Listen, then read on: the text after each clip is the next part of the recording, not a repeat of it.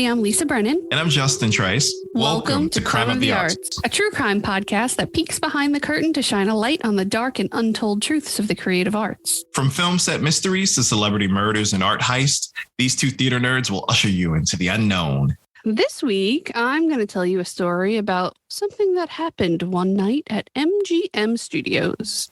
Oh, and this week, I'm going to be talking to you about Mark Wahlberg. We're going to get into a little bit about his past. You know, the man's been a lot of things. Musician, Good Vibrations. Dude, I fucking love that song. Calvin Klein model. Basically an Adonis to most people, a renowned actor, but we're going to get into a little bit of his bad boy past. Shocker if you couldn't figure out he was a bad boy back in the day. I mean he's a Southie. He's, and you said it with the accent too. Yeah, he's a Southie. Mm-hmm. Your cousin from Boston. I do love Marky Mark. I like younger Marky Mark rather than current Marky Mark. Somehow Donnie Wahlberg has surpassed Mark Wahlberg for me. I don't know when that happened, but I love Donnie way more. Donnie has always kind of surpassed Marky Mark for me because, Donnie, after New Kids on the Block, he went right in with acting, and I'll never forget, Sixth Sense. He's only in there for 5 minutes. He lost all that weight. He's the one who Sixth Sense. He's the one who killed Bruce Willis at the beginning of the film. Shut the fuck up. That man lost over 60, 70 pounds and was doing character research on schizophrenia. Look it up. That's Donnie. Oh my God. I had no idea. I mean, okay. So The Sixth Sense is the movie for me that traumatized me as a child. To this day, I still am creeped out about that movie as a 35-year-old adult. But Donnie Wahlberg. Yeah, that was him at the beginning, playing the patient that apparently Bruce Willis couldn't save, and then he shot him. Yo, you just blew my mind. But, Donnie always seemed to be kind of really committed to what he did. Look at my face. Yeah, you're blown away. And then Blue Bloods. Hold on a second. You're telling me that is Donnie Wahlberg? Yeah. Shut the fuck up. He doesn't even look like the same person. It's got his name on it too. You see how much he lost? I know he lost a lot of weight. Oh my God. And it always makes me wonder about certain things now. Cause I like Mark Wahlberg as an actor because, I'll get into why I like him about that in a second. But the thing about it is what I do now is earlier Mark Wahlberg films, I always try to mentally insert what the film would be like if Donnie was in it. That's a fun game. The Crush, Reese Witherspoon and Mark Wahlberg. If that was Donnie, what would it be like? So it's a whole thing. But I met Donnie and Jenny at the airport once, and they were so sweet. I loved them. And that started my Donnie Wahlberg obsession. Sorry, Mark. You've been overshadowed. But yeah, Marky Mark, though, I do, in terms of his acting, you know what it is, what I like about him? He's a businessman. He might play the same one type character. But the thing about it is he's so self-aware of that. He always produces these top films and surrounds himself with other people that can act. He's just there for the support. He's there for the name, the billboard name. Fighter, he was Mark Wahlberg, but Christian Bale and Melissa Lee, everybody else was carrying the film. All right. So my story is, I pulled it from an article from Vanity Fair, and it's actually, the first time I heard it was actually on a different podcast before we were podcasters. Okay. It was the girls on Let's Go to Court did it, and I was like, wow, this story is nuts, and I had no idea it existed. So I did some of my own research, and the article in Vanity Fair is written by David Sten, and he actually created a documentary about this story. And he actually got to speak with Patricia Douglas. So he wrote this article. He interviewed her. It's super from the first person. And I really, really enjoyed that about this story. So. All right. Well, I know nothing about this, so I can't wait to hear what's about to go down. So Patricia Dorothy Douglas was born on March 15th, 1917. So this is an older story. An oldie but a goodie. That's what this is. So she was born to Mildred Mitchell in Kansas City, Missouri. And in all of my research, I didn't see anything about her father being a part of her life. Okay. At some point, she and her mother moved from Kansas to Hollywood, California, with hopes of finding work in the film industry. Patricia was a dancer, and her mother, Mildred, was a seamstress who was determined to design gowns for screen queens. Oh, okay. She never really made it that far. She more dressed high-end call girls, but work is work. I mean, it's paying the bills. Whatever makes it happen. I hope it's paying the bills. Yeah. Yeah. So Patricia was sort of neglected once her mother kind of got her wheels turning in the seamstress world.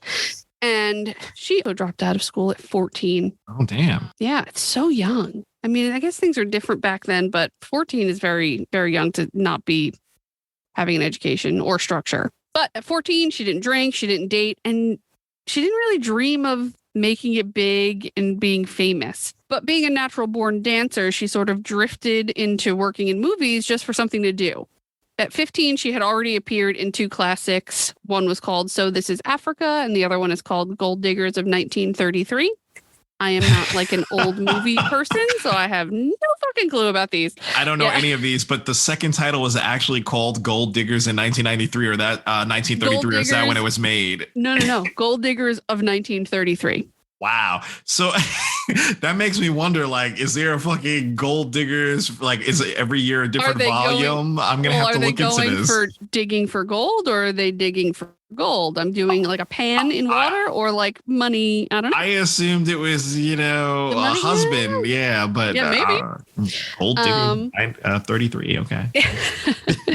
So since she was supported by her mother, Douglas had no real reason to work. And there was an open casting call that came for an MGM production in May of 1937. And she was a little reluctant to do it at first, but later she agreed to show up. And at the time, I mean, Patricia Douglas was a chunky, chestnut-haired 20-year-old with porcelain skin and perfect teeth. That's how they described her.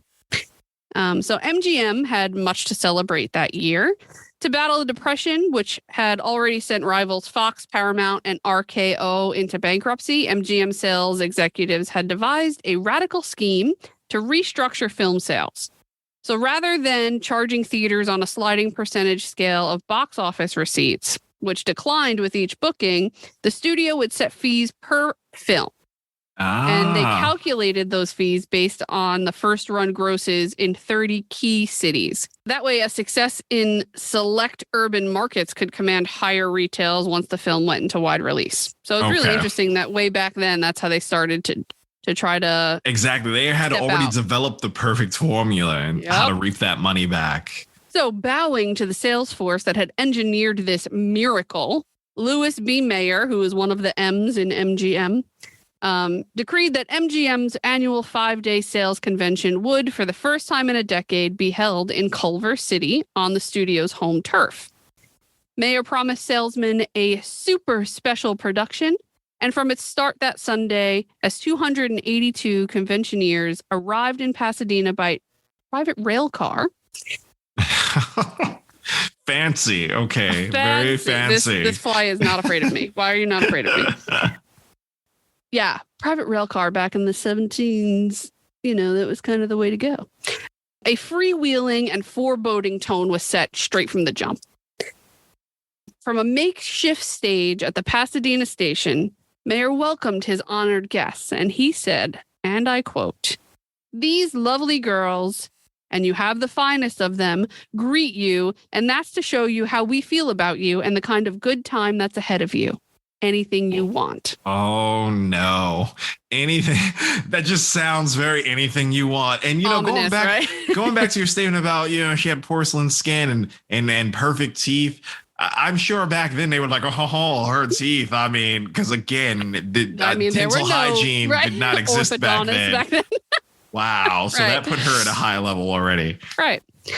So that night there was a dinner at the Ambassador Hotel, and the next day a police escort drove the salesman to Culver City, where cigar-chomping, bulldog-faced MGM general manager Eddie Mannix, he's not the other M, by the way, he was known for being like a feared gangster. He was like Hollywood gangster, this guy. He was the fixer, okay? He presented Mayer with a key to ceremonially open the main gates of the 117-acre lot at MGM. Damn. Okay. So, yes, he was a high-level mobster, and they put on the fucking show right there. They put on the fanfare, man. They tried to make these salesmen feel important. They had a police escort, and they had these women, and, they were really playing to the male ego in all of this. So as a marching band played, the gang is all here. And 4,000 MGM quote unquote family members, which are employees, hurled confetti. Dazzled delegates were paraded through the world's greatest film studio to a swanky luncheon. At this luncheon, they were accompanied by Hollywood's biggest stars: Clark Gable, Jean Harlow, Joan Crawford, Norma Shearer, Charles Boyer, Rosalind Russell, and Sophie Tucker. Damn, they pulled out their whole stock. The fucking stocks. Yeah, they pulled out all the MGM was like, we're going to pull out all of our heavy hitters for you. Here you go. Yep. So to a bunch of starstruck businessmen, socializing with Hollywood royalty was like a once-in-a-lifetime thrill, and MGM understood the effect that would have on them. So after 3 days of strenuous business activities, really sounds very difficult, delegates were rewarded with a party. Time to let their hair down and enjoy themselves, relax, soak up a little of the California life before heading back to wherever the fuck podunk place they came from. So this party was scheduled for a Wednesday. It was May 5th, 1937. And it was described to them as a stag affair. Do you know what a stag affair refers to? No, is that just club. Guys? Okay. Yeah, stag affair out in the wild and woolly West where men can be men. Oh, that's boy. Here we go. How they described this. So this typical California celebration would be hosted by producer Hal Roach, whose Laurel and Hardy and Our Gang shorts were distributed by MGM. So he's like a big time producer. Back then he's Hardy, but as soon as you said Laurel and Hardy, I was like, damn, okay. So at 4:00 that day, 120 female dancers who were chosen from the cattle call audition we told you about earlier, including Patricia Douglas and several other girls who had answered a small classified ad for party hosts for MGM, all reported to Hal Roach Studios on Washington Boulevard in Culver City. And this is just up the block from MGM. Summoned by casting assistant Vincent Conniff, the beautiful dancers were given marquee-friendly names like Teddy Blue, Donna Dex, Iris Gay, Marin Marlin, and they were costumed in felt cowboy hats, belted bolero jackets, leather-studded cuffs, and short suede skirts with black boots. Okay. So these costumes were like a little less Annie Oakley and a little more cabaret meets exotic dancer. But nonetheless, for the hopeful dancers, the shit costumes were besides the point. This was not only their best shot at stardom, but it was also a hot meal and $7.50 pay for the day, which in today's money is about $150. So okay. Not too bad. After applying thick camera makeup, the girls were bussed to Rancho Rochero, a remote eucalyptus-lined studio property several miles away. And they were herded into a large banquet hall, and they were ordered to sit and wait at the tables. 2 hours passed, and the women were still waiting, and they were patiently waiting. This is supposed to be a film that they're going to be a part of, and that's a lot of what the film industry is. Hurry up and wait. Get you there, get you in all your gear, and then just be ready. So they're all like legit just there sitting at the dinner table or whatever fucking table. They're just sitting there for hours. Just sitting, waiting in this big, giant room. That's wild. But like you said, in the way I'm looking at it, I'm kind of like, it's just like background work of today, except this is all women and, this whole stag party shit, which I have a bad feeling about already. They don't know about the stag party part. Oh, they don't know. Okay. These women were brought here under the guise of being a part of a film production. So 2 hours have passed. And Patricia Douglas, had she possessed a savvier nature, she might have noted a disturbing detail. Though an orchestra and a bar were being assembled, this quote-unquote location set lacked any sign of a crew, lights, or cameras. Any of these women didn't notice this. So, at 7:00, Mayer, Mannix, Roach, and assorted MGM bigwigs and over 300 revved-up conventioneers appeared at the ranch. Given that they had been promised a stag affair, the salesman's lust-at-first-sight response to a group of young women over made-up beauties makes a sad and terrible sense to the story I'm about to give you. Oh, Jesus. Yeah.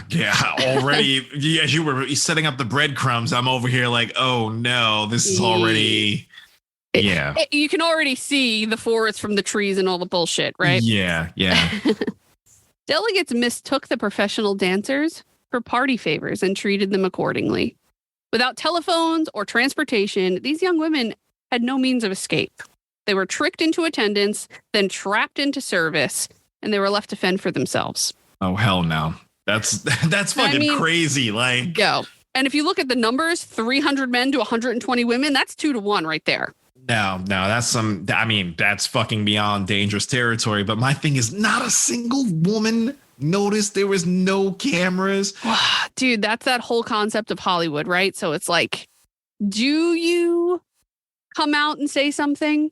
Do you ruin your potential opportunity because you're questioning things? You're correct. And even if they did question it, I mean, they were still trapped in there. There was no phones, no nothing. They were just left in there. Even if they questioned it, is anyone going to give them the truth? Yeah, no one's going to give them the truth. Until it already happens, you know? Definitely like they're not. already tricking them. They already know they're tricking them. Yeah. And the other thing is, like, you don't know where they put you. You could just be in a waiting area. You don't know what's actually happening, where else you're going to be called to, or that's how I looked at it. Like, yeah, you're in a banquet hall, but like, who said that that's where they're filming today? Exactly. So in the interview with Vanity Fair, the journalist David Sten got to sit down and talk with Patricia Douglas for hours. And I find, I'll get to it, I guess, a little bit later, but I just find him to be a really powerful and important person in this woman's life, and he didn't even really know. So Patricia Douglas said you'd never think that they'd pull anything like that. You're just trusting the studios. You're not expecting anything except to work in a movie. That's what you're there for. Right. Why would you question? Yeah, why would you think anything else otherwise? So at first, the Wild West parties, what they called it. Oh god. Seemed cringy. Pretty tame. Yeah. I mean, if you it makes me like flash to like Westworld. Yeah. You know, like the Wild West and Westworld. It's very, very poignant why they named it that. So at first, the Wild West party seemed tamed, though the open bar featured only scotch and champagne. That's all there was to drink. And the studio ordered 500 cases of alcohol for 300 men. That is more than a case per person. A case of alcohol per person. Dangerous combination. And I'm sure they were using that alcohol to get these girls drunk. Yeah, they knew exactly what they were doing. Yeah. Yep. This is just fucking crazy. Right? How does everyone not know the story? And this was in the 70s. I heard it. I never knew about this story, but obviously this is in the 30s, 1937. MGM would want that swept under the rug. I have no doubts. Yeah. But you know, now that you're saying it, it goes back to this is MGM, and you covered a wonderful tale about fucking Judy Garland. Judy Garland, yeah. And the whole Wizard of Oz affair. So I should have known MGM would do something this low. Mm-hmm. So enter David Ross. He's a 36-year-old Catholic bachelor from Chicago's sales office for MGM. And he only had eyes for Patricia Douglas. When he saw her on the dance floor, he approached her and demanded a lesson. He wanted her to teach him how to dance like she was. And Douglas obliged, but she found Ross absolutely repulsive. He was like a roly-poly kind of man, kind of slimy, with eyes that bulged like a frog. That's how she described him. Just what I envisioned, especially him going up to her. He's like, could you teach me how to dance as gracefully as you? That gurgly voice and shit. Oh my God. Just the idea of him being slimy, he just turned into a frog. Like they said frog, but he was a frog in a suit for me. So Douglas had no clue how to handle this annoying, creepy guy who was doing his best to like cop a feel on the dance floor. And then after the dance, she kind of ducked away and ran into the ladies' room, which we've all been there, sis. But by 10 o'clock that night, the party's polite veneer had fucking vanished. The men all became intoxicated, and the girls were getting up and moving from the tables because the men were attempting to essentially molest them. The party was the worst, the wildest, and the rottenest some had ever seen or partaken in. The men's attitudes were very rough. They were running their hands over the girls' bodies, and they tried to force liquor on the girls, like you had predicted. One woman there was an actor who was there, and she went up to him and was just like, please get me out of here. Like, I can't do this. And he took her and got her out. He was like, fuck, like, this is getting insane. I'm just going to take you. She was 18 years old.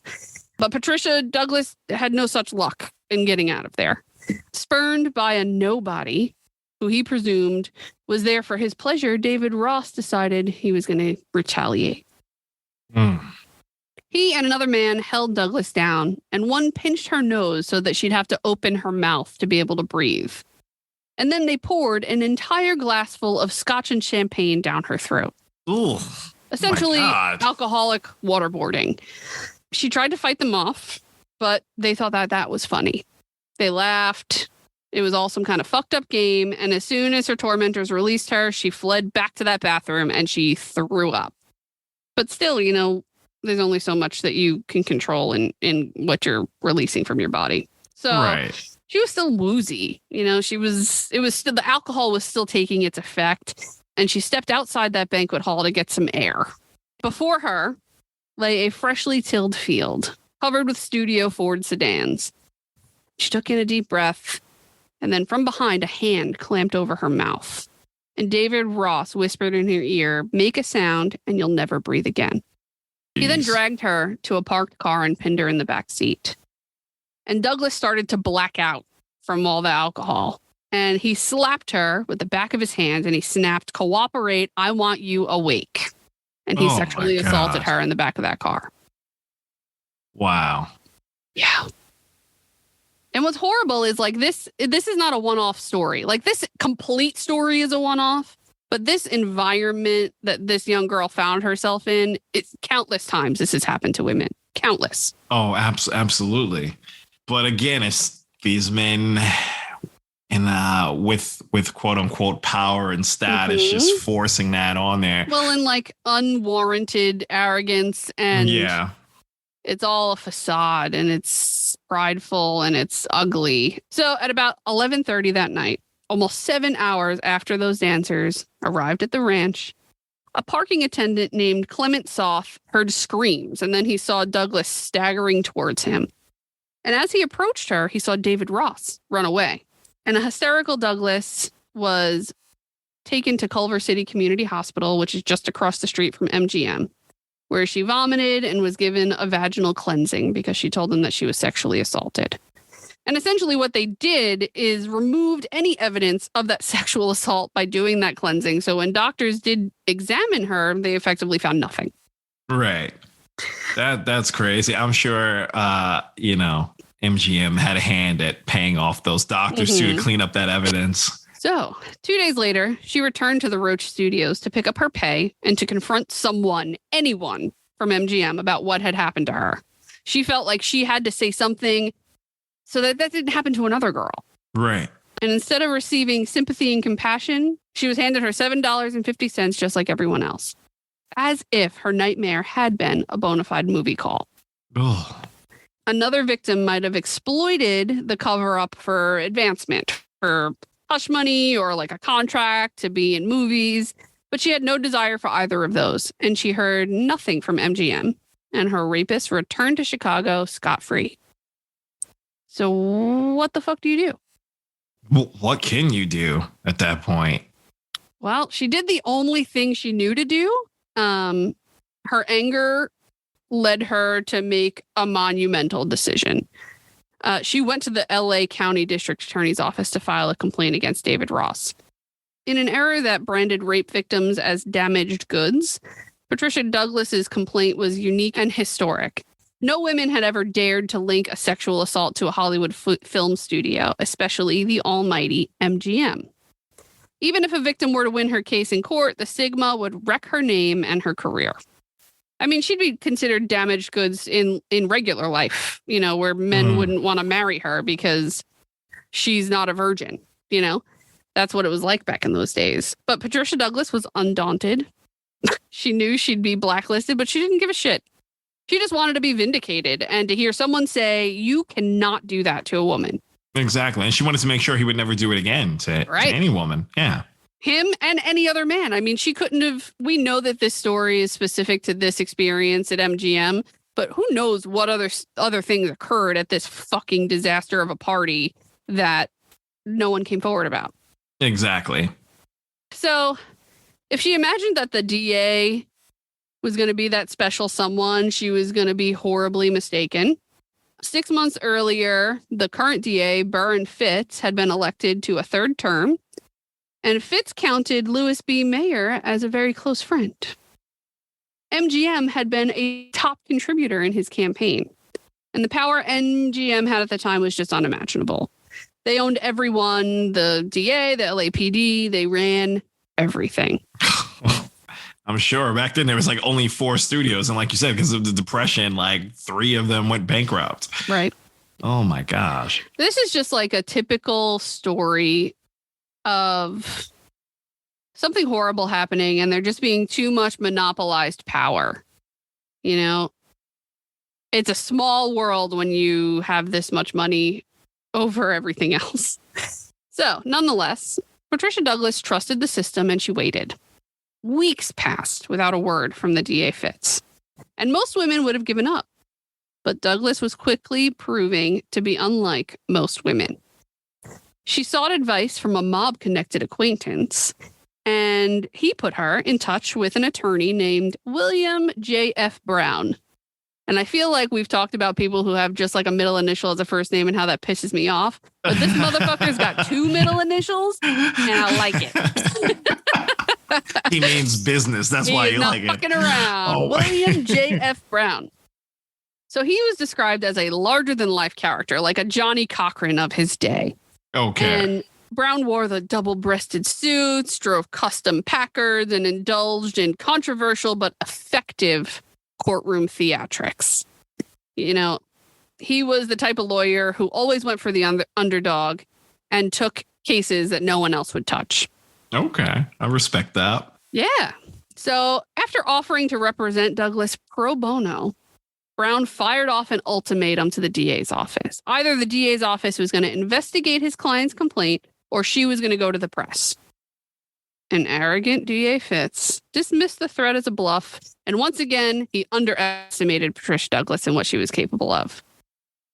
Probe of Wild Film Party Press headlined the LA Examiner, June 4th, 1937.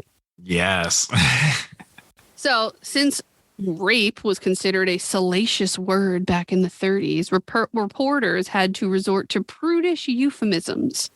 Douglas had been attacked, outraged, or ravished at a studio orgy. But in an ominous sign of MGM's clout, the studio went unnamed in the newspapers, which published not only Douglas's name and photo, but also her fucking home address. Whoa. So the unidentified studio, quote unquote, released a brief statement, and it read, "We have read with astonishment the alleged charges of the girl.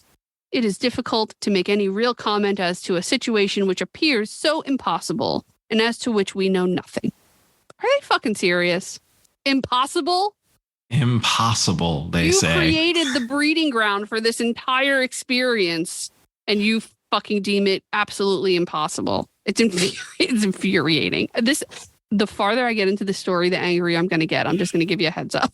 Again, he's a well-connected man, and you see he has plenty of money to deflect everything. And not for nothing, I'm sure, someone in the press leaked out the articles to them to give them time to prepare those statements. No doubt. Yeah. Could you imagine being the paper that actually went behind MGM? You'd be they would crush you. Yeah, they would crush you. So, though they put that statement out behind the gates, MGM was in a fucking panic. The studio had managed to steer clear of any scandal until now. Now a nobody had MGM by the balls. And even if her rape charge could be refuted, Douglas's disclosure of a stag affair costing $35,000, which in today's money is $440,000. That's what they spent on this party. Oh my God. Okay. And she disclosed the free-flowing liquor and the teenage girls would not only horrify the stockholders of Lowe's Inc., the corporate parent of MGM, but it would also tarnish the studio's squeaky clean image and the moral sanctity of Louis B. Mayer himself. Right. So began the Blame the Victim smear campaign. And it's been unparalleled to anything you've ever seen in Hollywood to this day. Operatives of the Pinkerton Detective Agency, the nation's oldest and largest security services company, were deployed to track down every girl on the quote-unquote guest list and strong-arm her into towing the party line.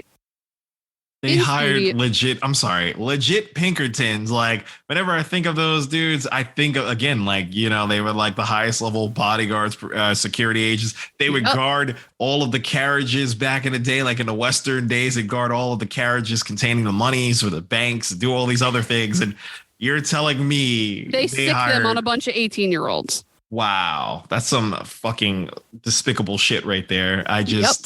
Whoa. So in studio sponsored interviews, 19-year-old Virginia Lee assured reporters that the alleged orgy was actually a jolly affair with lots of good, clean fun. Ugh. Another girl named Grace Down portrayed Douglas as an unrefined lush who had swigged scotch from a quart bottle all night. And Sugar Geis, a 27-year-old chorus girl whose mother socialized with D.A. Fitz, described a prior sighting of Douglas passed out at the Knickerbocker Hotel. In the bar. That's fucked up on so many levels. You gotta have solidarity, help your girl out. But I get that they were being. It's fucked up on like 500 levels. Yeah. It's fucked up in the fact that they would even do this to a person. It's fucked up that these girls could not have enough power to stand by each other and protect each other. Right. And it's fucked up that they, instead of saying nothing, said these lies. So the Pinkerton detectives also shadowed Douglas in order to dig up dirt. So they fucking followed her around. And when the Pinkerton men returned with the truth that before her rape, Patricia Douglas had been a teetotaling virgin, studio efforts to besmirch her grew desperate. They even went as far as to going to her urologist, Dr. Wirt Dakin, who had previously treated a cyst on Douglas's bladder. He stood firm and declined a request from Hal Roach himself to re-diagnose it as a genital urinary infection, which at the time was a discrete term for gonorrhea. Oh. These assholes went to her doctor and tried to get her medical records changed to kind of play into their narrative. It's insane. These people are fucking maniacal. It's blowing my mind that I never heard about this, but also just hearing the depths of how low these people are going. Like, again, they own everything. Yeah, how far? Like, they literally own everything. And over here trying to change records, hiring the best of the best security to harass these girls in a strong arm. Like, it's blowing my mind right now. It's again that the lady doth protest too much. They've gone a little too far to cover their asses, where it's like, how is this not blatantly obvious that they know something fucking happened? Clearly you guys are guilty of something at the length that you're going to get this fucking adjusted. The amount of money they just spent in all of this, I'm sure lining people's pockets or whatever, besides the fact of paying these people to do this work, says enough to me. So front page coverage of the Wild West party intensified when D.A. Fitz showed Douglas photos of 24 MGM salesmen, and without fucking hesitation, she identified David Ross. So he was left with no choice but to convene a grand jury. And he summoned Ross, who called the charge against him absurd and ridiculous. And they flew him overnight from Chicago. Yeah, I mean, blow it out your ass. So, upon landing, Ross went into immediate conference with Mendel Silberg, who was Louis B. Mayer's personal attorney. Lots and lots of ass covering going on here. So, held in the LA Hall of Justice on June 16th, 1937, the grand jury hearing traumatized Patricia Douglas all over again. Of the 120 dancers present at the party, only 2 dared to testify on her behalf. One was the girl who was taken out by the actor. So she was saved and she felt powerful enough to get up on a stand and say, yeah, this whole thing was fucked up. Patricia was forced to recount her rape in detail. And Douglas had to watch Lester Roth, a Silberg law partner who was representing Ross. Right. He pointed at her with withering scorn and said to the jurors, look at her. Would you want her? Objection, Is Your there Honor. Smoke coming out of the sides of my face? Because I am so fucking mad. The That's gall crazy. of this man. mean, the amount of humiliation she had to endure in all of this is so infuriating. Oh, this part really gets me. Okay, you ready for this? No, I'm not ready for any of this, but go ahead. Go ahead. Fuck. Exiting the courtroom, Douglas found herself face to face with her rapist, and she froze. He's calmly smoking a cigarette as photographers shove them together, shouting to Douglas, "Look at Mr. Ross." I mean, they do a better job of this now, where they make sure that families and defendants and all these people are not kind of convened in the same place. Yeah, they make sure you're separate now. But this entire thing was caught by reporters. And it's on the record that she went screaming, I just can't. And she ran down the hallway to a window. And in the interview with David Sten, she said, I was going to jump through that glass just to get away from everything and everyone. So I couldn't be hurt anymore. Like, she was suicidal. It's really, really sad. So she was actually restrained by her mother and her lawyer as those flashbulbs popped and got all of this held in perpetuity in photography and newspapers. And the wire services picked up the photos and it ran nationwide the next day. So it's just like piling on the shit for this poor woman, one thing after another. Like, a moment of suicidal ideations is being spread across papers all across the country. And she has to keep reliving the accounts too, because they keep throwing it in her face with the lies that they're doing to cover it up too. Yeah. Yeah. And the more you hear about her, the more you realize, like, she's one of the strongest people ever. So back to the story.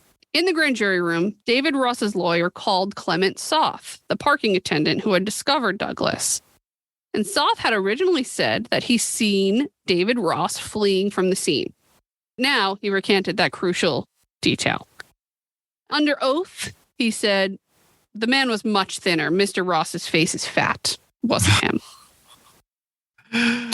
They're just at this point just reaching for anything. They're they're like, it doesn't matter. We ruined her life. Now we could just make the weakest excuses. Pummel it into the floor. Yeah. So David Sten, the journalist who interviewed her for Vanity Fair, actually contacted Clement Soth's daughters. And they confirmed that in exchange for his father's perjury on the stand, MGM offered him any job he wanted. Oh. And he joined the studio, quote unquote, family as a driver, and he remained at MGM for the rest of his life. Till the day he died, he worked for them. I'm sure he fucking did. They paid him off well. That was his payment. Yep. And what do you know? The grand jury did not choose to indict David Ross. So Douglas's oppressors considered the case closed. I'm sure he bought that jury off as well, but okay. Uh-huh. But again, they misjudged her. A month later, she filed a suit in LA Superior Court against David Ross, Eddie Mannix, Hal Roach, and the casting assistant, Vincent Conniff, for their unlawful conspiracy to defile, debauch, and seduce her and other dancers for the immoral and sensual gratification of male guests. And she asked for $500,000 in damages. I didn't even look up that because it's a fucking exorbitant amount of money in 1937. Oh my God. $500,000 in 1937. Probably $1 billion. I don't know. Shit, something ridiculous. It's gotta be like 500 mil at this point. I feel Let's look it up. Where's my phone? Wow. $500,000 back then, and that's just a couple years after the Depression. Like, listen, she deserves every fucking penny she can get. I hope she got something, but $500,000 back then, like, was there even enough printed money to create that? Right? 500,000. Hold on. Let's see. Sorry, I should have did my homework. No, you're good. I'm just calculate. $10,287,361. Wow, and that's less than what I thought it would be. Too. That's still a pretty penny. All right, yeah, get that money, girl. Go for it. So her doing this made even more headlines, which pissed MGM off even fucking more. Although MGM issued no public statement, in private memos, the studio lawyers nicknamed Douglas our girlfriend, and they rewarded perjurers with jobs just like Soth. The studio was notified by its insurer that it would be wholly responsible for any damages awarded to Douglas. The insurance companies were not fucking paying this bill. This made MGM lawyers stall the proceedings. And although David Ross was the main defendant, process servers never contacted him. Finally, on February 9th, 1938, a Superior Court judge dismissed this case. Of course they fucking did. Oh my goodness. I'm just sitting here. My blood is boiling at this point listening to this shit. Smoke is coming out of my ears. Yeah. I can't take this right now. So Douglas seemed to have exhausted all options. Yet, just 24 hours after the judge dismissed her case, she filed an identical suit in the U.S. District Court. In an apparent legal first, a female plaintiff made rape a federal case based on its violation of her civil rights. Good. Get it, girl. The timing of Douglas's suit was most unfortunate for Mayer and Mannix. By then, as movie theater attendance hit 85 million people a week, that's like 2/3 of the entire United States population, MGM remained first in all of the grosses, and Mayer's income had soared to $1.2 million, making him the highest paid executive in the U.S. So only 3 weeks earlier, he and Mannix had signed a 5-year contract with Lowe's Inc., and that guaranteed them both a percentage of MGM's profits. But a federal rape case would jeopardize their jobs. Patricia Douglas had to be stopped at all costs. The best mean to this end was her press-hungry attorney, Mr. Two Middle Initials. And MGM hit a huge stroke of luck. Enraged by Burr and Fitt's bungling of the Douglas case, William J.F. Brown had vowed to challenge his nemesis in the next DA election. Hey, yes.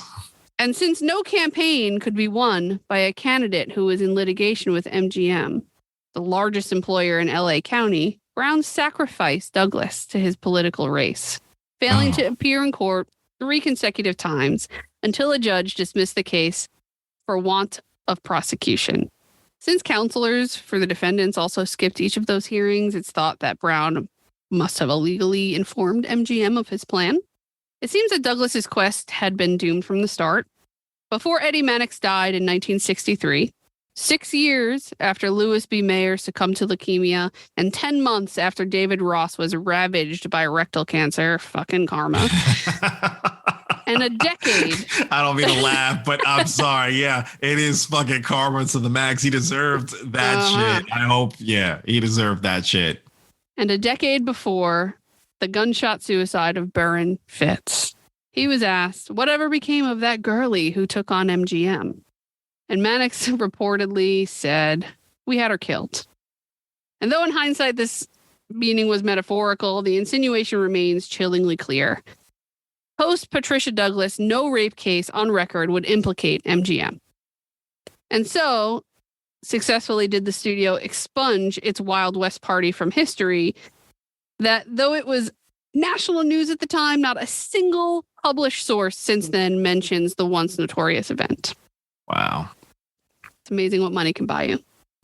A similar fate befell Patricia Douglas. A page 1 story and a legal pioneer in 1937, that girlie was never heard from again.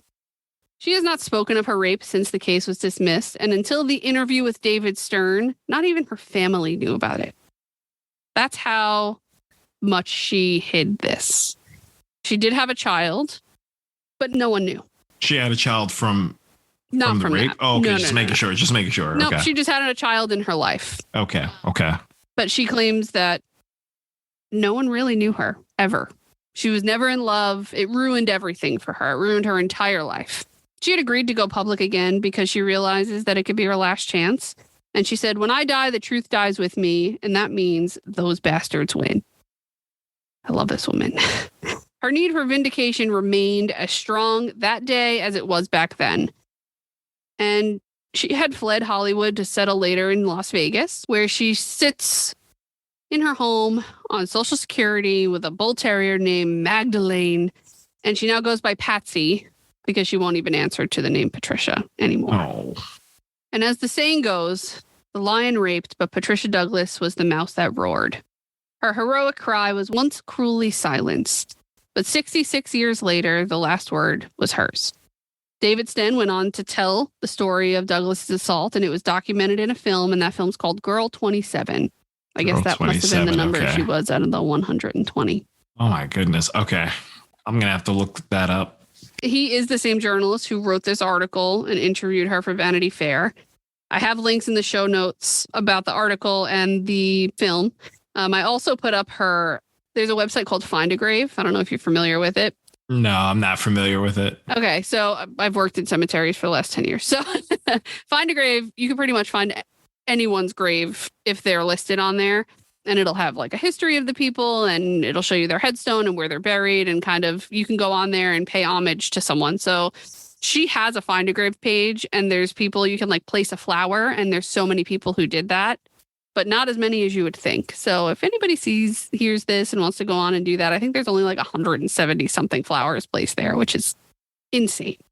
So Douglas speaking out against her rapist had been reevaluated with the emergence of the Me Too movement. And actresses such as Jessica Chastain and Rose McGowan have praised the film and the telling of Douglas's story. Patsy Douglas passed away in 2003 in Las Vegas at the age of 86. Absent from all reference work presumed by participants to be buried forever, the Patricia Douglas case is probably the biggest, best suppressed scandal in Hollywood history. I am honored to have the opportunity to share her story on this podcast. I can't believe that it's not a wider known story. I heard it like a year ago on that other podcast, and I've never seen this documentary. But like I said, I've never heard of it until now, and now I'm gonna have to look at that documentary, and that's just a lot to unpack. But as the years go by, a lot of these things finally come to light or become the focus. I hope in the next couple of years, the topic will be her and that story repeatedly. Right. I don't care if there's multiple films made about it or multiple. I just want it to be spread now. I want it to go across. It's so frightening to me to think about how the Me Too movement only came out in like this decade, let's say. Right. And this is from the 30s. So just the number of women that this kind of scenario happened to between then and now, not that it's not happening now, because I'm sure it is, but it's innumerable. I can't even imagine the number of women who have dealt with this kind of a scenario and have just kept it to themselves. It's so heartbreaking. And women like Rose McGowan are so powerful and so strong to come forward and really, and she didn't even shine a light. She lit that shit on fire. Yeah, she came out strong with that. She was like, this is what went down. Yeah. And then you got all the Harvey Weinsteins and all these other things, all these men that have been kind of like nailed to the floor. But there's so many more of them. Exactly. There's so many more of them. And there's so many more of them and so many more women that have been affected and this shit changes the trajectory of your whole life. Like, Patricia Douglas, who knows what her life would have been if she just would have got that vindication early on, or even if this incident didn't happen to begin with. Yeah. Yeah. I mean, they really set the stage for something vile to happen, and it's alarming. And it's probably something that still happens. They probably still have these boys club parties, and they bring in hot girls and plays in that whole Playboy mansion, environment where you have these women who are here for your entertainment and they're whole-bodied persons. It's kind of nauseating and my head's on fire. Mm-hmm. But I wanted to make sure that I did this story. This has been on the list from the jump for me. This has been on our Google Docs for a while. Yeah, it has been up there for a while. And every time I've looked at it, I was like, I don't know who that is, but I've never bothered to take a look because I was like, I'm sure we're going to hear about this. When I see things you've put up on there that I don't know about, I'm like, I can't look at it. I have to just wait patiently for him to do it. But yeah, that is the story of what happened one night at MGM. Wow, Patricia Douglas. That was a hell of a story. And again, give it a couple more years. I'm hoping everybody starts focusing more on her story. Yep. Really get it out there. And MGM, wow. Yeah. I wonder if anyone that gets hired ever since that incident, anyone that has gotten hired into MGM, like the more higher up execs, do they have like They're like, listen, do this they have like shit a went clear down. exactly? Do they have like a high clearance level and then it's discussed with them and they're like, don't ever bring it up, don't ever. Okay, so if you read the article in Vanity Fair, I didn't include it in here, but apparently there is one tape of like a B-roll of this party that exists in a vault somewhere in MGM, and he saw it. David Sten saw it. Hell no. Okay, nah, I'm good. and they just brush it off. Like the people who work in that, whatever archive for MGM, they're just like, there's nothing down here. Like it's just all crap. And he's like, oh yeah, well, I'm gonna put in this written request to see this. And it's fucking nuts. Sickening, I don't know if it's in the documentary. I doubt that they would have given him access, but I'm sure something must be said in there about what he saw. Yeah, I'm sure. Yep. I'm sure he alludes to it or something. Yeah, you can see all the fanfare and the whole. You don't see the heinous side. You see how built up it was, this conference. But fuck a duck, MGM. Okay, so hit me because I know there's some shit. I just don't know what the shit is. Oh, there's definitely some shit. So for those of you who are still going, who the hell is Mark Wahlberg and what planet are you on? Yeah, what planet are you on? And you must be like very, very young, like early 20s. There's no way even 20-year-olds don't know who Mark Wahlberg is. I don't believe it. I don't know. I feel like they might be in that category where you say this dude's name and name like 20 films and it's just like, I think I know he is. But he's a famous American actor. He's best known for his work as an actor, but he's known for his work as a producer. He's an entrepreneur. Oh, yeah. And he even a rapper at one point under the moniker Marky Mark. And remember Marky Mark and Funky Bunch. Yeah. Good vibrations. Come on. Good vibrations. So after deciding to call it quits with his rap career, and also model, like for those who don't know, I mean, he used to model for Calvin Klein. It's all, right. It's a whole most thing. Of the time when he was just Marky Mark, he only wore jeans with his Calvin Klein hanging out with no shirt on and a fitted. Like that was his costume. Pretty much. But after his rap career, he made that transition into the film industry where he was able to like claim fame. And over the years, he was able to find success through like his appearances in various top blockbuster films, like even though some of them were terrible, Tim Burton's Planet of the Apes remake. Yeah, that was pretty bad. He somehow is like an action actor. Like he's like a low-key action guy. Yeah, he's like a low-key action guy. And it sometimes it's just like pure action films, but sometimes it's like action drama, like serious films. Yeah, he's like a ex-military with a gun. Yeah, shooter. That was the name of that. Right? Yeah. But he was also in The Departed, which so many people know that was just like one of the best American remakes. It was based off of a Korean film called Internal Affairs. And, that's what really took him up to A-list actor. He was playing essentially himself, but as a Boston cop with Leonardo DiCaprio, Alec Baldwin, Jack Nicholson, Matt Damon. But yeah, he was also in Ted and The Fighter, just to name a few of them. Ted was just like someone smoked too much pot. I enjoyed Ted 1. Him. That shit was really funny to me. Ted 2, not so much. But although he was able to become a renowned actor over the years, it's widely known by many that he had a troubling past of committing what some may, actually all of us, if you have common sense, you may consider them hate crimes in his younger days, right before his rise to fame. Yeah. All those Wahlberg kids were. Oh, they were all vicious. Yeah. But again, look at where they were at though, too. Like, and Boston, Boston in the 80s and 90s. I mean, Boston still, there's a lot of racism and other things now, but 80s and 90s, I mean, yeah, it was a pivotal point. Yeah. Yeah, it was pretty rough depending on what part of Boston you grew up into. Like everything about it was just rough.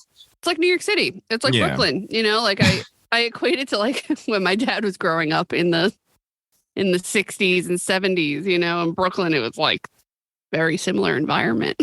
Yeah, no, it was wild. So we're going to go ahead and take a deeper, dive into his backstory and basically this particular incident, I'm not going to spoil what it is right now. And we're going to talk about the aftermath of the entire situation once it was over.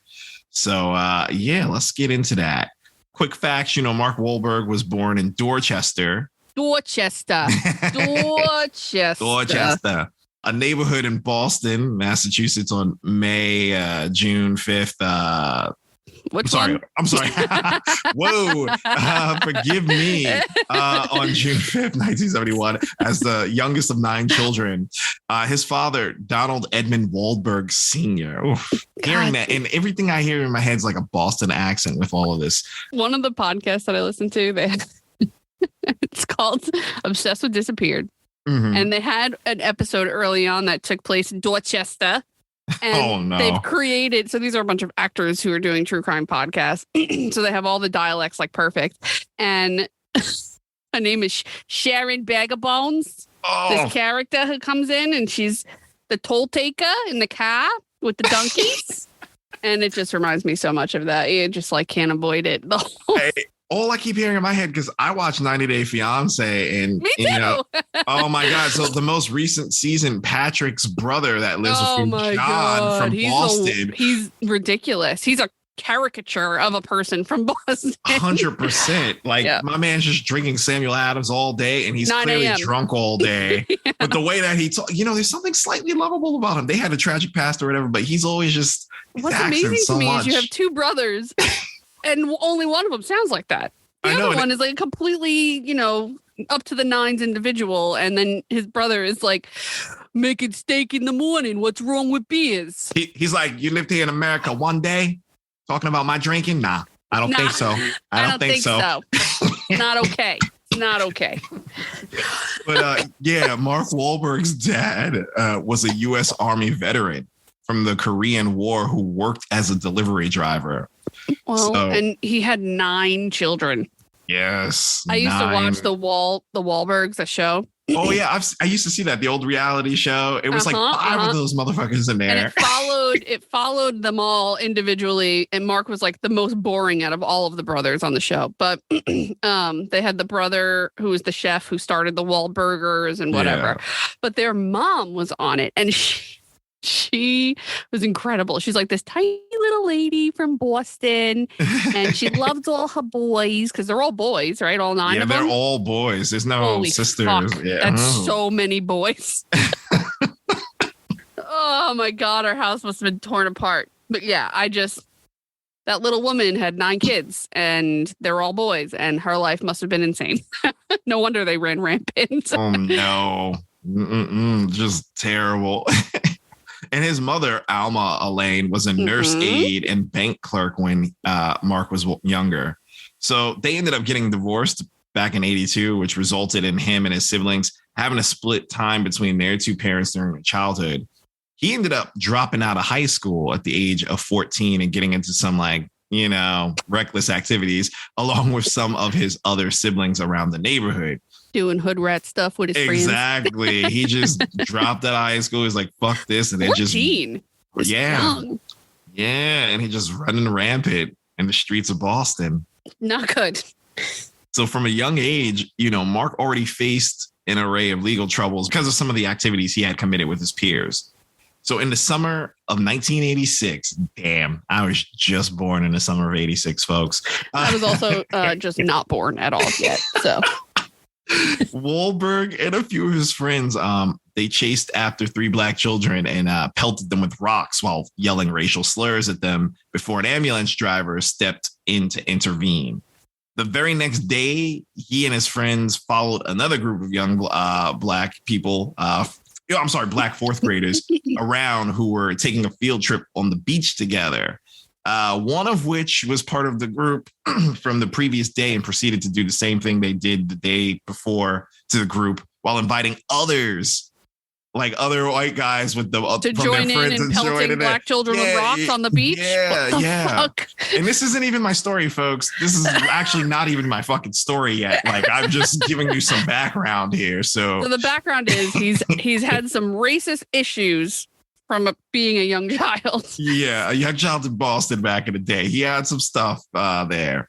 Damn. So Yeah, he had a bunch of them, and they were a bunch of his friends joined in. They were harassing them, pelting them with rocks.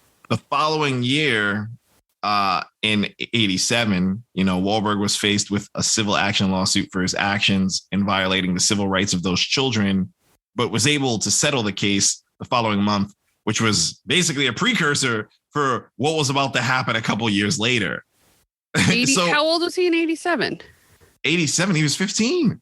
Oh my God. By the time they tried to charge him with this. Jesus. So in the spring of 1988, when he was 16, Wahlberg was involved in another racially motivated assault, as they labeled it, when he attacked, and this is what we're going to get into now, my story. He essentially attacked a Vietnamese man on the street, and he knocked him unconscious using a large wooden stick. Oh my God.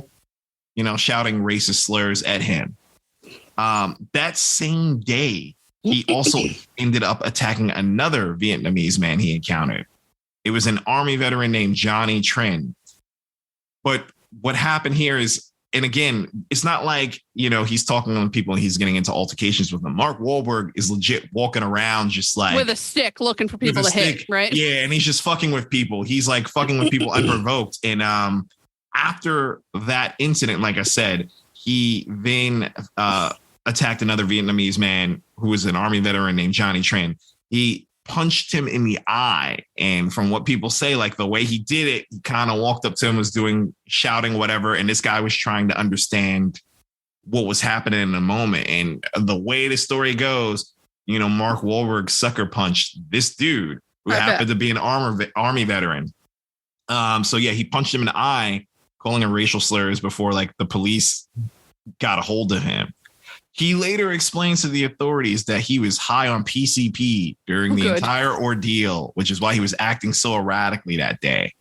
So they ended up charging him with attempted murder and pleaded guilty to felony assault. Attempted murder, not just assault and battery. Like he really must have gone. Well, we're going to get into that. Yeah, he definitely went ape shit. It started with the punch. It continued with more punches. And ultimately, Johnny Trin lost an eye. That eye that he hit him in repeatedly. Oh my God. He lost an eye. Holy shit. So that's the thing. That's definitely going to get you the attempted murder charge. No questions asked. Wow. And again, Mark Wahlberg said that whole time he was high on PCP. That's why he was doing what he was doing. So this guy, this young man, this Army veteran, mind you, like, there's no self-defense to that. He wasn't trying to fight back to Mark Wahlberg. He didn't assault Mark Wahlberg. There was no altercation before Mark Wahlberg just went up to him, bam. But yeah, he lost an eye. Again, this happened in '88. Mark Wahlberg was 15. So although initially Mark Wahlberg was supposed to be sentenced to only 2 years in prison, he ended up only serving 45 days for the crime he committed. Yeah. And he was charged as a juvenile? Yes. He was charged as a juvenile. Because technically, he was 16, so he still didn't. I mean, you never fucking know what the judicial system's going to do. Actually, that's true. You're right, though. You're right. But yeah, he only ended up doing 45 days for his crime. And then, he was later on in life. And I say later on in life, like, unfortunately, when he got out, it's not like he went to apologize to this person. This is something that Mark Wahlberg never really talks about. Like it used to come up a lot. He doesn't necessarily bring it up. I mean, back then, he didn't try to apologize. He didn't try to pay this guy. He didn't try to do shit. So this dude just lost his eye, and that's it. And the excuse is I was high on PCP, which I personally don't know if I believe that story, given the rest of the shit Mark Wahlberg was doing as a kid, but who knows? But yeah, I don't. Does PCP make you violent? I thought it was like a hallucinogen. I guess it could make. Actually, I'm gonna say I guess it could make you violent. I mean, it could make you hallucinate, but I'm sure it can make you irrational. And my thing is, when you're on PCP, not that I would know, I've never done it, folks, and I'm being so serious, I've never done it, but you see cops and you see all these other fucking real shows. Yeah. A sense of detachment and also aggression. Exactly. And you if you've ever seen an episode of Cops when these like people that they're going up to a higher PCP. They're fucking punching through windshields like it's no tomorrow. They're running on broken legs like they don't give a fuck. Right. Yeah, you're right. You're right. They turn into like fucking crazy robots. Yeah. So again, Mark Wahlberg, if he was on it, he just decided to hit these men. But it is a little weird that it's only specifically Vietnamese men. Yeah. PCP does not. Drugs don't make you racist, folks. Drugs don't make you racist. You're already racist, and then the drugs just make you do dumb shit. Yeah. So it's kind of fucking weird that we're going into this thing where it's like, yeah, I was very high on PCP. Well, how do you explain the first Vietnamese man you fucking assaulted the day before? It was the crack this time. It wasn't the PCP. It was crack makes you do crazy things. I don't know. It's a hell of a drug. Hell of a drug. Yeah, cocaine's a hell of a drug. But yeah, so yeah, he got out. It wasn't until years later he started reflecting, as he puts it, about the incident. And I mean, for like the first decade of period, his performances, when he shifted into music, when he shifted into modeling, when he shifted into acting, this incident was always brought up. And like, he didn't normally talk about it. He didn't normally say anything. He doesn't necessarily apologize for it. He just kind of like moves on to the next topic. But again, as he got further into his career, then he started to reflect on it. And he has publicly said that, you know, he deeply regrets his actions as a teenager. And he states that they were not indicative of the person he is today or the values he holds. He even tried to get the crime expunged from his criminal record, which that didn't happen. It's not expunged. Well, that's just annoying. Yeah. So but now I'm claiming accountability on what I did, but I also want to pretend it didn't happen at all, and I would like it removed from my record. Yeah. No. So you know, he talks about it a lot from time to time, and even now, just he always talks about how he grew up, and you know, he used to have all the tattoos. He got a lot of them removed. You know, he tries to explain how he's giving back to the community of Boston, although I've never heard him give shit back to any of these people he assaulted.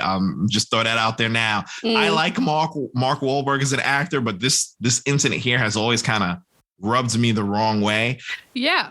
But I get it. I get it that some people can over time change and take responsibility. And in some ways, perhaps he is taking responsibility, or at least he's taking accountability for what he did.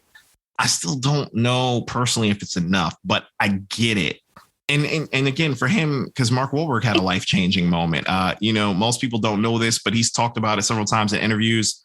He was initially supposed to be on one of the planes that essentially hit the World Trade Center, 9/11. Oh shit! He was supposed to fly into New York to do something film related, and he had postponed that. I think it was an audition or something. It got postponed, so he was going to go the next day, and yeah, the plane that he was supposed to be on would have went into today. Ever since then, that's when his whole perspective started to change on life, and he started to, I guess you could say, start to take some accountability and look back on these things. So 9/11 did that for a lot of people. Exactly. So I believe him partially about taking accountability, but I'm kind of like, you're taking some. That's a good direction. I just need you to go the full direction. Need a now. little bit more from you, bro. Yeah, I just need you to like really fucking help out now. Those people, you know. Yeah, I mean, it's interesting that he would avoid talking about it for the beginning part of his career, right? Because it's probably shameful. Right. And people do weird things when they're teenagers. You kind of don't have that. Your brain is not developed enough to really make rational decisions. You and I might not have been insane 15-year-olds, but he had a different kind of a life. He had a different kind of life and a different kind of upbringing. And, you know, years later, and more so after the 9/11 incident, he did attempt to try to meet with the victims, like all of the victims. And he tried to meet with them to make an apology to them. That's it.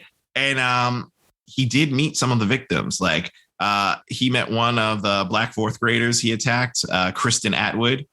She personally felt that whole thing was more for publicity. She also felt deep down inside that he still might be racist.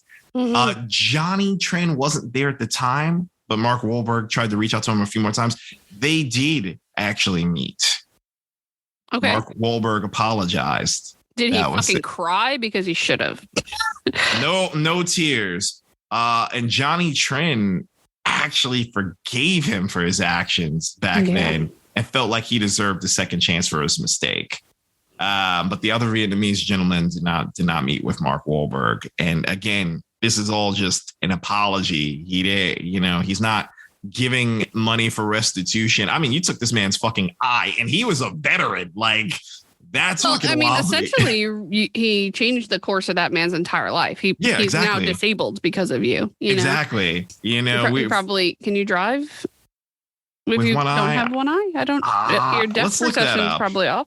Your depth perception is off. It just changes all of the things that you're able to do, what jobs you're able to hold. Just your entire life experience. And I was going to say, you potentially ruined his career too, because like he was an Army veteran. Military. You're out of the fucking military there. I'm going, can you drive with one eye? If only my mom was here, she'd be like this, talking into the top speaker of her phone, going, "Google, can you drive with one eye?" Every state in the United States allows people with vision and one eye to drive, provided they have a horizontal field of vision that meets specific criteria. So testing.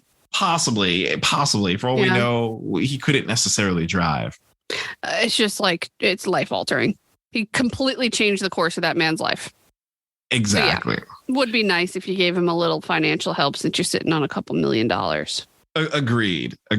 And that's cool that you decided. I don't know. You know me, I'm always iffy with that shit. I hate this whole, I'm going to do some really fucking heinous shit. And then like decades later, I'm going to come up to you and be like, I'm a changed person. Granted, there are some factors here that did change Mark Wahlberg, like the 9/11 thing, him having a family. I was going to say, he has kids. I'm sure that changes some things. But yeah, I struggle with the idea of people apologizing and it not being for the person receiving the apology. It's for the person giving the apology, and it feels selfish. That's just how I picture it. It's like, I'm so sorry for blinding you. Whew, I feel so much better now. I feel relieved. I finally got to say it out loud. Yeah. Yeah, it sucks. That sucks. It just does. It's just fucking frustrating. Yeah. But it's nice that he decided to give him the forgiveness. And I'm sure that felt good for Mr. Tran is his last name? Johnny Tran, yeah. Johnny Tran. Yeah, it must have been good to, he is a very, it takes a lot of power to do that. It takes a lot of power to give forgiveness like that. Exactly. So yeah, it definitely takes a strength there, because that could have been worse. That man could have died, or he could have lost both eyes. So he could have been like mentally disabled by him. He could, it's very dangerous. Yeah. Crazy. So I guess a small round of applause for Mark Wahlberg's apology. It's somewhat small, but yeah, once and again, that was years later in the height of his career. Backtracking for a second though, once he was released from prison, obviously he went on to focus more positive ways, like to spend his time moving forward. And again, some would say that it was a huge turning point in his life, as it's after that incident where he started to focus more so on acting, But a few years after that incident is when he developed Marky Mark and the Funky Bunch. So it's like he got out of prison and he's like, I got to hustle, but I got to try to hustle the right way. Let's fucking make a group. I don't know how you feel about this, but like Marky Mark kind of took some like cultural appropriation from the Black community when he created all of this. And it's just kind of weird to me, because you could be like this shitty kid who's like chasing small Black children in your neighborhood, and now you're taking on their culture that's not your own to make money. There was definitely some cultural appropriation there. Sometimes I want to give him the benefit of the doubt on that, because I'm like, well, by that time your brother was already fucking famous, New Kids on the Block. So I'd like to think you were just trying to find a quick in, because there was a few times they took him on tour, even though before his group. But there was definitely cultural appropriation there, which is definitely a more cringeworthy, because it's like, I harass black kids on a beach and other things, but I'm gonna do this fucking rap right now. Yeah.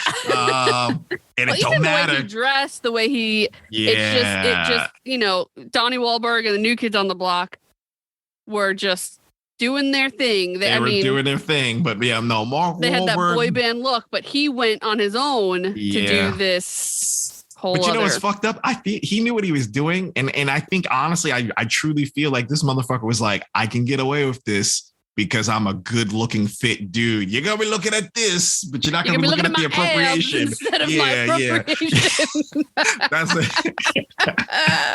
That's definitely what went down. Like he fucking knew. He fucking knew. But so there was definitely appropriation there.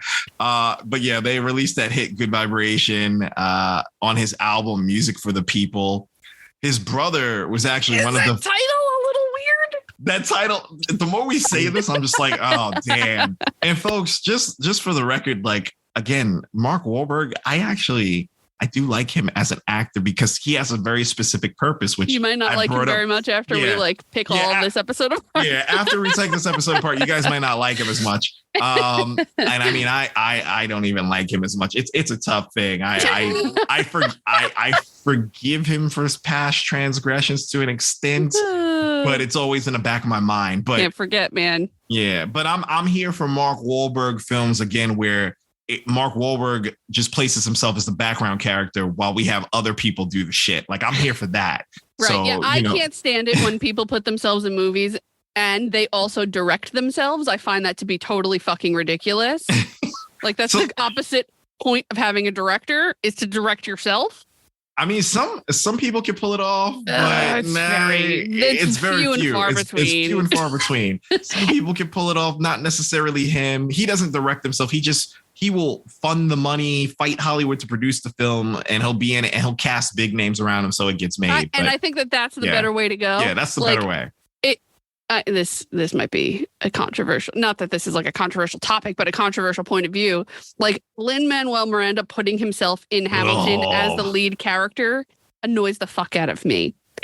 Listen, to anyone listening to this, if you want to come for us on this talk, feel free, because I'm backing Lisa on this. My beef with Lin-Manuel Miranda, and I get it.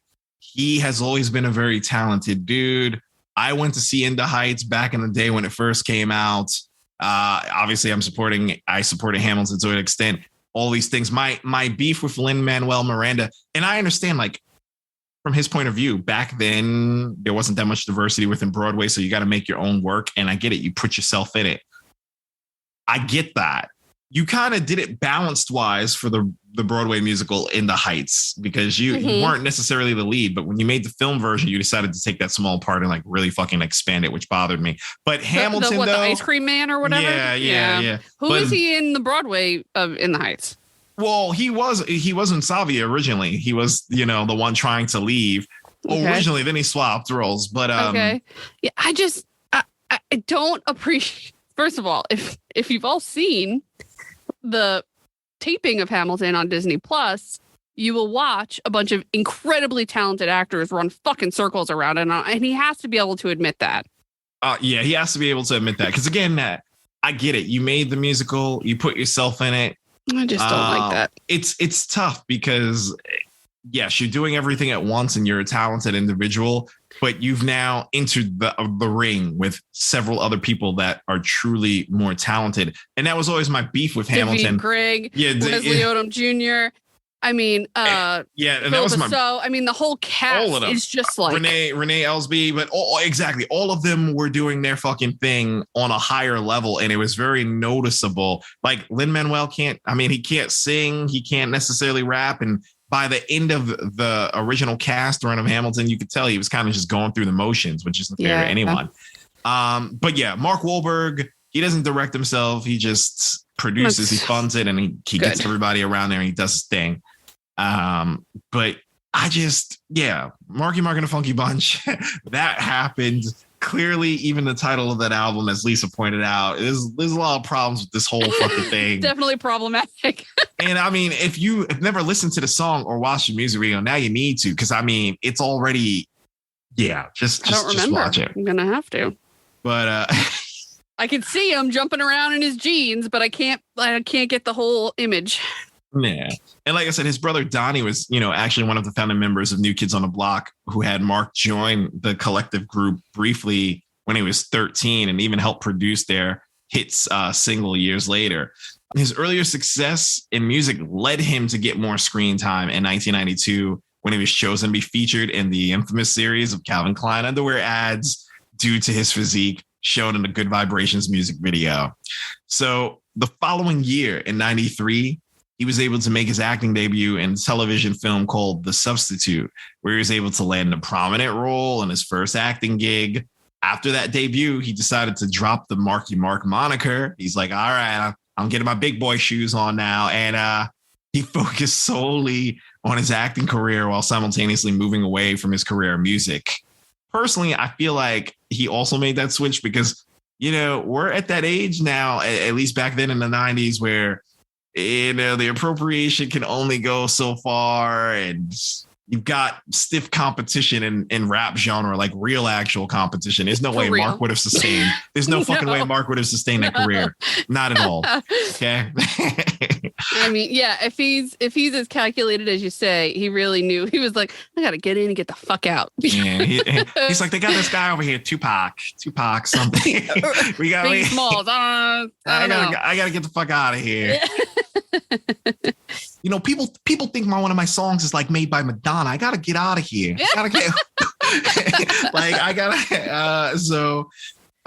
But yeah, from he did all of that, and from there he was able to land more consistent work within the film industry from the 90s and the 2000s, and he rose to fame.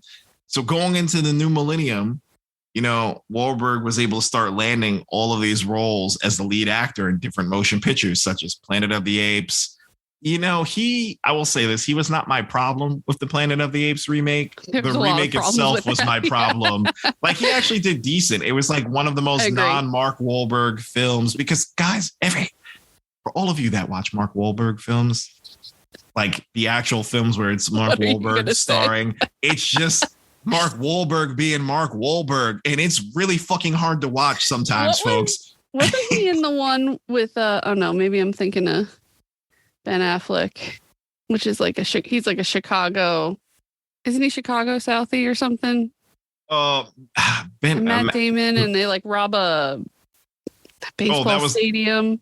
Oh, fuck. That wasn't Mark Wahlberg though, right? No, that was Ben Affleck. Wasn't that Ben Affleck? That was the Ben town. Affleck. Yeah, that was which Ben Affleck directed and acted. Another same fucking thing where it's just the same person playing the same character over and over again. Mark Wahlberg. It's really hard to watch this motherfucker in a lot of films because he's so Mark Wahlberg about it. I see in some ways, sometimes that works for a film. Like one of my guilty pleasure films is what was that fucking film? It was Fear, right? It was called Fear. It was Renee Zellweger moves into the neighborhood, and it's a young Mark Wahlberg. He meets up with her. He's clearly a little older than her. He's fallen for her. Hold on, that movie is fucking great. That's a fantastic movie. It is a great film. The thing, he's like a tool. Mark Wahlberg is like this. I don't mean tool as asshole. I mean, he's like a tool to be controlled, to be used. Mark Wahlberg, he can be one dimensional, but when you use him correctly, this shit is glorious. And I will always watch Fear because what you find out is like, he's a troubled dude who had just got out of prison. And, he's now obsessed with her and he's trying to make her life hell. And he doesn't like the dad and he's like trying to corrupt her. But it's Mark Wahlberg being Mark Wahlberg. Like, he has a whole monologue when he's like, when I was in prison, I used to like keep punching a wall and I would always try to break out the wall. And he just does stupid things. Like, Mark Wahlberg goes all in with what he does, but he does it as him. And it's sometimes really good to watch. But there's other times. Yeah. Doesn't he cut the dog's head off in that movie? Yeah. He cuts the dog's head off, put it in the fucking, he puts it through the doggy door. Yeah. Again, he's jealous of her best friend, so he follows the best friend into the woods, does that weird monologue about breaking. That movie's nuts. That movie is nuts. He starts punching himself in the chest repeatedly to bruise himself. Then he called the cops saying the dad did it to him. Like right. Yeah. Oh my God. I gotta watch that movie now. I have to. Yeah, that's the thing. Like he has an intensity. Mark Wahlberg commits to whatever he's doing, but he commits as Mark Wahlberg. And sometimes I tolerate that. Sometimes it fucking drives me up a wall. You know, Lisa mentioned Sixth Sense earlier today, and it made me think of another M. Night Shyamalan film, which I will never watch again, but it's called The Happening. And Mark Wahlberg was the star of that. That was when like just shit started happening. Like, really? I don't know if you've seen it. Like people just started, it was like people just started killing themselves or acting differently. And they're trying to escape New York and all that. Yeah. See this. Yeah. Like people, like they're in the food store and people just started like slitting their own throats or whatever. Yeah. And he's Shyamalan like movies are weird. He's fucking a crazy person. It probably would have been a better film had it not been Mark Wahlberg. We're watching Mark Wahlberg run through there, and he's like, "Mrs. Robinson, what are you doing? Why are you hitting me? Why?"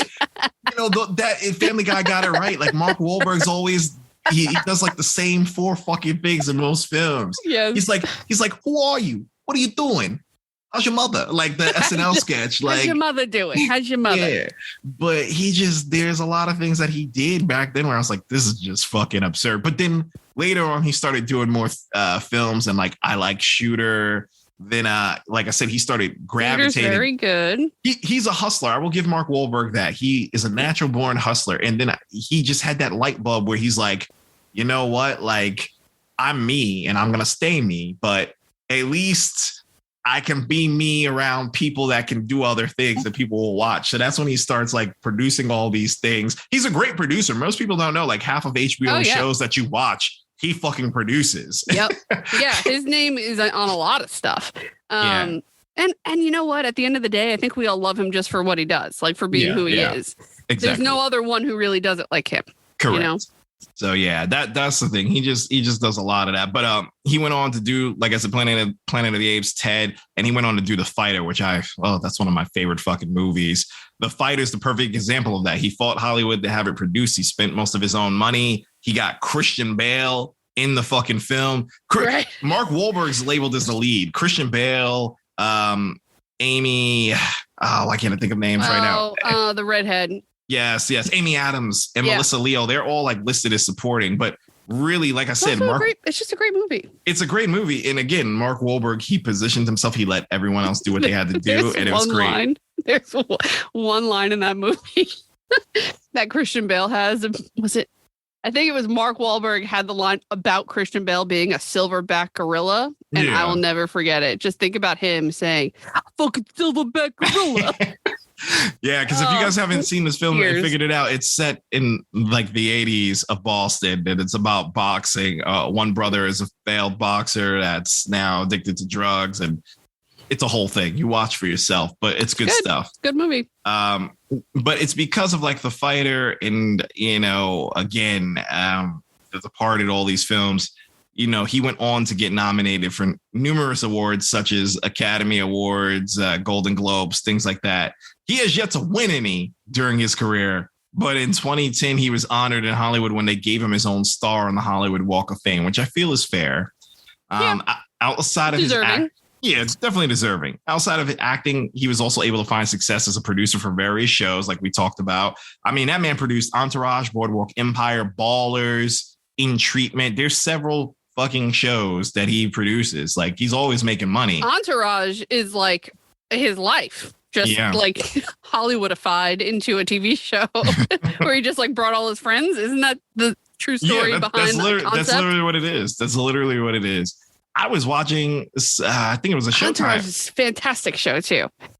I was watching City on a Hill the other day. It's like a Showtime show. And of course, when the credits rolled, it showed Mark Wahlberg was producing that. I'm like, well, damn, okay. And, along with his business endeavors, most notably, he's known for the burger restaurant, Wahlburger, that he opened with his brothers, Donnie and Paul. But have you ever eaten at a Wahlburgers? I feel like a decade ago I did. Wasn't impressed. They opened one because, again, Lisa and I were from Long Island. They opened one on Long Island. On like 347, right? Yeah, they opened it like 4 years ago. Yeah. I heard think they're opening one here. But I haven't never had it, so I don't know. It's okay. I mean, it's nothing for me. No offense, Marky Mark. Don't come after me. It's okay. Your burger place was okay. Like, I'm not. That's it, Justin. Yeah, that's it. He's coming for me. You total. If Mark Wahlberg is listening to our podcast, I'm a pretty fucking happy person. I don't know. Yeah, I would be pretty happy too if he's actually listening. And not today. He's not. I promise you that. Yeah. Maybe in 5 years, maybe. We'll see. We'll see where it goes. But yeah, looking back on all of that, especially his troubled past, it's fair to say that Mark Wahlberg, for the most part, was able to turn his life around quite quickly, quite large, like substantially, after the racially motivated incidents he had in his youth. Growing up in Boston, some even believe that his behavior may have been a byproduct of the environment that he grew up in, as Boston is known by some individuals to have a racist culture, if you didn't know that, which was evident clearly. Yeah, definitely not an excuse, folks. Not an excuse. A lot of people are byproducts of their environment, as if you've listened to our last episode, gave you a perfect example. Danny Trejo was a fucking byproduct of his environment. He owns what he did, and he owned it at a very young age, and he went on to help others. That is my one beef with this. Like, I don't want you guys to think I'm totally giving Mark Wahlberg a pass on this. I'm not necessarily doing that. I just want to see a little more from Mark Wahlberg helping out his community, or, you say PCP, but I never see you fucking do anything in regards to like drug recovery for others, or drug assistance or counseling. I don't see any of that from you, dude. Danny Trejo did a lot, and he's still doing a lot. I'm gonna just keep it there. That man is old. Exactly. You are not old enough, Mark Wahlberg, to sit on your fucking hands. Yeah, I respect your hustle, Mark. I respect your hustle. I respect some of your films, but I mean, this incident did happen, and you waited so many years to apologize. I'm still little on the fence about that. So we're not excusing him necessarily. I'm just stating that some people have factored his behavior allegedly to being a byproduct of his environment that he grew up in. And yeah, Boston back then, there's definitely some evidence towards the, that culture and the way of life that it was, especially when you look at examples of especially their sports fans. You don't see all of the incidents with that. There's evidence there, but that does not excuse him at all. So my beef is, if you have grown up in Boston as well during that time and you're a byproduct of all these things, I hope whoever you are able to, overcome and move on. Because I'll tell you right now, you're not Mark Wahlberg, so you're not going to have the money and the fame to be allowed to quote unquote make the changes later, so but yeah, so that's what I have to say about that. People are constantly changing as they get older, for better or for worse, based on the experience that they've had throughout their life. Sometimes it takes a traumatic event or experience to motivate certain individuals to move in the right direction in their lives, and it makes the necessary changes to live in a more positive manner. Although some of their actions may have been harmful to others or even against the law, it's true. Everyone that at least tries to put in the work deserves a second opportunity to make amends for their past actions and try to put their best foot forward in doing things to show that they've changed as a person.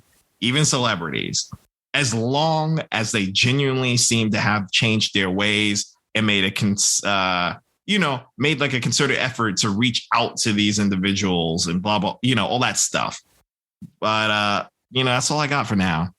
You guys, if you're listening, let us know what you think. Again, we always say we want to hear feedback of what you think of our stories. We want to hear your reactions. Let us know what you think about Marky Mark here and those past things. And yeah, reach out. Let us know. When you look back at the history of the creative arts, it takes a lot of darkness to create the light the arts bring to the world. Thanks for joining us this week. And if you enjoyed our conversation, please subscribe wherever you listen to podcasts and go over to Apple Podcasts to rate and review. Please check out our sources listed in the episode notes. They're amazing. And you can find us on Facebook and Instagram at Crime of the Arts Podcast. We're looking forward to having you back next week. Until next time, peace out, everybody. Peace out, everybody.